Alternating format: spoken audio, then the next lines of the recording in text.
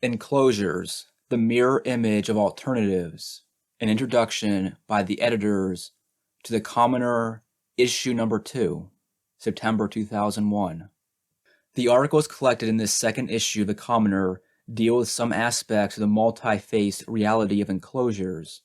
The reality of enclosures, in the Marxist tradition, also referred to as primitive accumulation, is of fundamental theoretical and political importance, as it not only defines a precondition of capital's existence, but also helps to disclose the secret of alternatives to capitalism, or at least a substantial part of it. In a moment when the global anti-capitalist movement is on the rise, and the global economy is preparing for a new wave of restructuring, always associated with enclosures in one form or another, following the incoming recession, we thought that the debate over strategies and alternatives within the movement would benefit by a reflection on the hidden meaning of the capitalist strategies we are fighting against. Conceptually, enclosures refer to the separation that results from commodification, the crazy separation between human life and the conditions of human life, between the doing and the deed, between creative freedom and socially created objects, between human condition and its natural context, between social cooperation and its products. These dichotomies must be reconciled to make human life possible. In presence of this separation, money and capitalist market act as the impersonal things that transcend this separation to make social cooperation possible, but in a form of three-fourths of capitalist economy, three-fourths that bears the mark of and reproduces the violent separation of enclosures. In practice, therefore, enclosures imply the creation of the rule of things over human beings, implying the role of force for the state, as well as the elaboration of strategies by the capitalist apologists. In the first of the contributions here proposed, Michael Perlman explores the origin of the relation between enclosures and classical political economy, e.g., Adam Smith, David Ricardo, etc. Alongside their work on pure economic theory promoting their laissez-faire ideology, the classical political economists engaged on a parallel project to promote the forcible reconstruction of society, to remake it into a purely market-oriented society. Thus, the classical political economists actively advocated brutal measures to deprive people of any alternative to wage labor. 200 years later, the same brutality is advocated by modern neoliberal economists and implemented by national governments under the constant vigilance of global economic institutions such as the International Monetary Fund, the World Bank, and the World Trade Organization, among others. The article reprinted here from Midnight Notes number 10, 1990, posed the issue of new enclosures in a time when neoliberalism did not meet the opposition it meets today. The article exposes the corrosive secret hidden in the gleaming idols of globalism, the end of the Cold War blocs, and the Gaian ecological consciousness. The 1980s, and we add today, the 1990s, have seen the largest enclosure of the worldly common in history. This article explains the meaning and importance of enclosures, both old and new, in the planetary struggle of classes. An exemplification of today's enclosures is provided by Silvia Federici's contribution, appeared in 1990 in the same issue of Midnight Notes. Criticizing both right and left positions in the controversy over the debt crisis, she argues that they both share the same assumptions, namely that the debt crisis is an obstacle to capitalist development. Instead, focusing on Africa's debt crisis, Silvia Federici points at the relation between debt and new enclosures and argues that the debt crisis has been a productive crisis for the capitalist classes of both the debtor and the creditor nations, in that it has been used by capital to shift the balance of forces to its side on both poles of the debt relation. If 200 years of capitalist development have not been sufficient to end enclosures, evidently the latter are endemic in the capitalist mode of production. This runs counter to Marxist traditional interpretation that regarded primitive accumulation as a historical process that gave birth to the preconditions of a capitalist mode of production.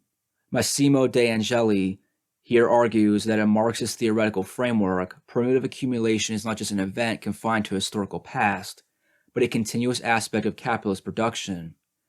The continuous character of the separation between people and the means of production is due to the recurrent limits posed on capitalist accumulation by social struggles, and the recurrent drive of capital to extend its sphere of domination over life.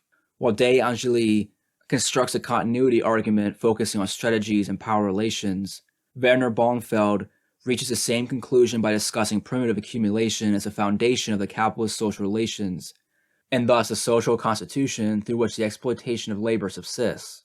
Since the divorce between means of production and people is the presupposition on which the capitalist exploitation of labor rests, then primitive accumulation is the presupposition of capital and the result of its reproduction. It goes without saying that these articles do not exhaust the theoretical and political issues concerning enclosures. One important question that the issue of the commoner has left out is how theoretically and historically enclosures are linked to the division between production of commodities and reproduction of labor power, and to the new sexual division of labor rooted upon it. In other words, the passage to capitalism has not only divorced producers from the means of production, but, to the extent that production and reproduction were socially and sexually differentiated, it also separated production from reproduction, men from women, waged work from unwaged work. This is, of course, of paramount importance for at least three reasons. First, to understand the novel character of the functioning of the wage form, defined and functioning not only as a way to accumulate wage labor, but also as a means to accumulate and command unwaged labor. Second, to understand unwaged labor as structural to capitalist production, and providing therefore a novel meaning to the concept of wage slavery. In this sense, slavery appears not as an aberrant strategy in relation to the regime of wage labor, but it constitutes its foundation. Third, to articulate the issues of the division of labor in terms of specialization with those of the division within the proletariat in terms of access to social resources and wages. And of course, how and what forms all this is relevant to today, within the context of the 21st century global capitalism, and in presence of new movements and social practices. Furthermore, there is then the question of the enclosure of the body, of the separation between passions and interests, reason and needs, economic calculus and desires. Linked to this, there is of course a process of subjectification analyzed by Foucault, that is a multiplicity of micro-strategies of power aimed at creating docile subjects, and therefore the basis of the capitalist process of integration. How are they operating today in the framework of the global market? But above all, we need to tackle the limits faced by this process of subjectification. To what extent micro and macro strategies of struggles are today challenging neoliberal integration? On the issues linking the question of enclosures with these and other relevant themes, we are planning another special issue of The Commoner to be published in the near future. Despite its limitations, we believe the selection that The Commoner is proposing helps to frame the question of enclosures. All contributions share one thing: enclosures are a continuous feature of capitalist development. We believe this opens two crucial political questions. First, there is a common ground between different phenomenal forms of strategies of enclosures, read neoliberal policies, and therefore today peoples of the North, East, and South are facing possibly phenomenally different but substantially similar strategies of separation from the means of existence. Second, enclosures are always enclosures of commons. Often, we may not like the ways these commons are administered or the bureaucratic layers people may be subjected to in gaining access to rights and entitlements. Certainly the state, when forced to concede to popular pressures, has always tried to turn concessions into instruments of control. We cannot enter here in the details of the taxonomy of existing commons and their limitations and contradictions. The point is that the struggles arising in defense of existing forms of commons against neoliberal policies are never just defensive struggles. They open a space for public debate and mutual reformulation of the meaning that we want to give to commons. Because enclosures are always enclosures of commons, the growing global anti-capitalist movement, which largely is a movement against enclosures and their effect, give us the opportunity to go to counterattack and pose the essential question of alternatives, the issue of the direct access to the means of existence, production, and communication, the issue of what commons do we want and how we want to organize our sociality around them. It follows, therefore, that reflections on the forms and meaning of commons always imply correspondent reflection on the form and meaning of community.